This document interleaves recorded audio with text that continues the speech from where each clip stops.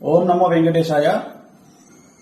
So ఎన్నికల ఫలితాల గురించి దేశవ్యాప్తంగా మరియు ఆంధ్రప్రదేశ్ రాష్ట్రానికి సంబంధించి నేను ఇచ్చినటువంటి ప్రిడిక్షన్ లో నేను నరేంద్ర మోడీ గారి ప్రభావం తగ్గుతుంది అని చెప్పడం జరిగింది. అలాగే ఆంధ్రాలో జగన్మోహన్ రెడ్డి గారు గెలుస్తారు అని చెప్పడం జరిగింది.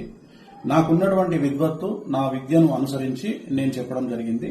సో నేను చెప్పిన దాంట్లో సెంట్రల్లో మోడీ ఆధిపత్యం అనేటువంటిది తగ్గింది, ఒకటి జరిగింది. రెండవది ఆంధ్రప్రదేశ్ లో జగన్మోహన్ రెడ్డి గెలుస్తాడు అని నేను చెప్పినటువంటి ప్రిడిక్షన్ తప్పింది. సో జనరల్ గా జాతకాన్ని బేస్ చేసుకుని మాత్రమే నేను చెప్పడం జరుగుతుంది. సో చాలా రోజుల నుండి నన్ను విమర్శిస్తూ ఉన్నవాళ్లు, నన్ను ట్రోల్ చేస్తూ ఉన్నవాళ్లు ఒక లక్ష్యంగా చేశారు. సో ఈ రోజు నేను చెప్పినటువంటి ప్రిడిక్షన్ 100% తప్పయింది. దాంతో ఖచ్చితంగా నేను ఒప్పుకుంటా ఉన్నాను. సో ఇన్ని రోజులు నాతో సహకరించి నాతో ఉన్న వాళ్ళకి, అలాగే ఇక ముందు నన్ను ఫాలో అయ్యి నాతో ఉండే వాళ్ళందరికీ కూడా మంగళాకాంక్ష. ఓం నమో వెంకటేశాయ.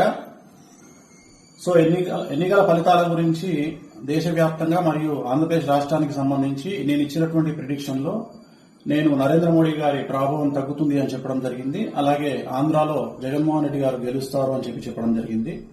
నాకున్నటువంటి విద్వత్తు, నా విద్యను అనుసరించి నేను చెప్పడం జరిగింది.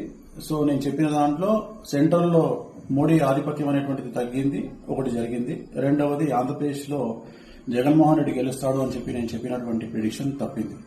సో జనరల్ గా జాతకాన్ని బేస్ చేసుకుని మాత్రమే నేను చెప్పడం జరుగుతుంది.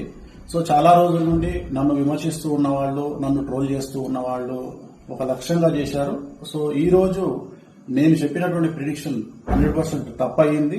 దాంతో ఖచ్చితంగా నేను ఒప్పుకుంటా ఉన్నాను. సో ఇన్ని రోజులు నాతో సహకరించి నాతో ఉన్న వాళ్ళకి, అలాగే ఇక ముందు నన్ను ఫాలో అయ్యి నాతో ఉండే వాళ్ళందరికీ కూడా మంగళాకాంక్ష.